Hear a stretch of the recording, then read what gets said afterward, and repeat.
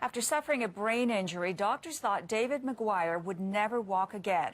He proved them wrong. In fact, he's just recently completed a run across the country. Here's CTV's Michelle Bernard with more on what motivated him on his journey. 39-year-old David McGuire has developed a passion for running. If I am stressed or something, running is just sort of like my drug. It wasn't always that way, but a fall at his home changed David's life. I was in a coma for 9 days, and then I slowly gained consciousness. He still bears the scar from surgery following his injury in 2005, but mostly his injury has changed him on the inside. Especially with the memory, school became very hard, jobs are very difficult.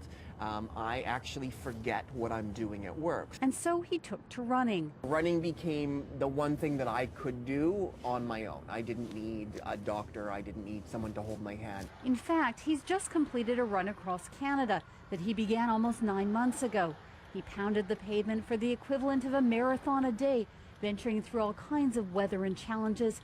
However, because of short-term memory loss, he doesn't actually remember much of his journey. I remember really, really good and really, really bad. What I forget is everything in the middle where the majority of life is. The motivation behind the run was to raise awareness about brain injuries. They're usually from simply not wearing a helmet.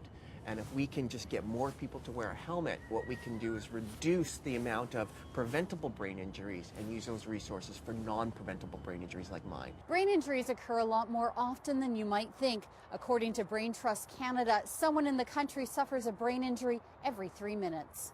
The issue has become a huge concern in the NHL, with some of the game's biggest stars out of play because of concussions. You can sustain it so many different ways. It can be the traumatic side, from motor vehicle, from assaults and sports, but it's also the non-traumatic side like stroke. McGuire's running adventure ended in Victoria with a sense of satisfaction. My whole goal, seriously, was if I got one kid to put on a helmet, then it was worth it. And I know that happened.